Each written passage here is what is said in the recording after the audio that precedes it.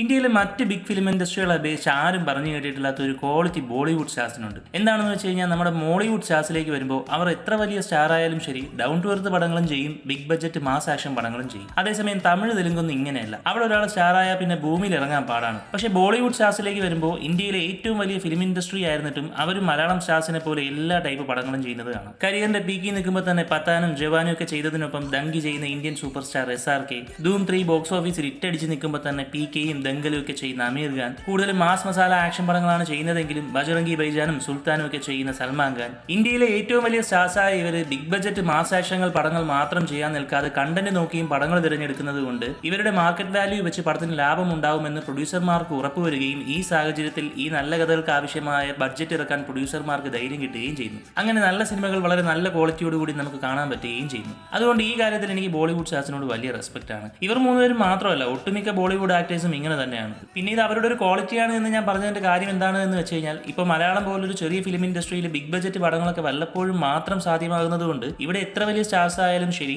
മുന്തിരിവള്ളികൾ തളർക്കുമ്പോഴും കാതലുമൊക്കെ പോലത്തെ പടങ്ങളൊക്കെ കിട്ടാനാണ് സാധ്യത കൂടുതൽ. മാത്രമല്ല പിന്നെ നമ്മുടെ സ്റ്റാർസിന്റെയും ഇവിടുത്തെ ഓഡിയൻസിന്റെയും ഒക്കെ മൈൻഡ് സെറ്റ് നല്ലതായതുകൊണ്ടും അവർ അങ്ങനെ എല്ലാതരം പടങ്ങളും ചെയ്യുന്നു, നമ്മളത് കൈയടിച്ച് പാസ്സാക്കുകയും ചെയ്യുന്നു. പക്ഷേ ബോളിവുഡ് സ്റ്റാർസിലേക്ക് വരുമ്പോൾ മറ്റ് ബിഗ് ഇൻഡസ്ട്രികളെ അപേക്ഷിച്ച് അവിടുത്തെ സ്റ്റാർസിന് വേണേൽ ബിഗ് ബഡ്ജറ്റ് മാസ് ആക്ഷനുകൾ പടങ്ങൾ മാത്രം ചെയ്ത് ജീവിക്കാനുള്ള നല്ല ഓപ്ഷൻ ഉണ്ട്. എന്നിട്ടും അവർ എല്ലാ ടൈപ്പ് പടങ്ങളും ചെയ്യുന്നത് കൊണ്ടാണ് ചക്ദയിന്റെയും 3 ഇഡിയറ്റ്സും ഒക്കെ പോലത്തെ ക്വാളിറ്റി പടങ്ങൾ നമുക്ക് കിട്ടിയത്. ഇത് അവരുടെ ഒരു ഗുഡ് ക്വാളിറ്റി ആയിട്ട് തന്നെ എടുത്തു പറയേണ്ട ഒരു കാര്യമാണ്. പിന്നെ തമിഴ് ഫിലിം ഇൻഡസ്ട്രിയിലേക്ക് വരുമ്പോൾ ടോപ്പിൽ നിൽക്കുന്ന രജനി, വിജയ്, അജിത്ത് ഒഴികെ ബാക്കിയുള്ളവരൊക്കെ വല്ലപ്പോഴും എങ്കിലും റൂട്ട് മാറി പടം ചെയ്യാറുണ്ട്. അതിൽ മെയിനായിട്ട് റെസ്പെക്ട് ചെയ്യേണ്ടത് ധനുഷിനെയാണ്. സ്റ്റാർ വാല്യൂ എത്ര പീക്കിലെത്തിയാലും ശരി അദ്ദേഹം കുബേരയും ഇഡലി കടയും ഒക്കെ പോലത്തെ പടങ്ങളാണ് കൂടുതലും ചെയ്യുന്നത്. പിന്നെ നമ്മുടെ സൂര്യയും വിക്രമൊക്കെ വല്ലപ്പോഴെങ്കിലും ട്രാക്ക് മാറ്റാറുണ്ട്. ഇങ്ങനെയൊക്കെ വെച്ച് നോക്കിയാൽ തമിഴ് സ്റ്റാർസ് അത്ര വലിയ കുഴപ്പമില്ല. പക്ഷേ തെലുങ്കിലേക്ക് വരുമ്പോൾ ടോപ്പിൽ വരുന്ന 7 സ്റ്റാർസിനെ എടുത്താലും ശരി എല്ലാവരും കണക്കാണ്. റെയറായിട്ട് മാത്രമാണ് അവർ താഴെ ഇറങ്ങി പടം ചെയ്യാറ്.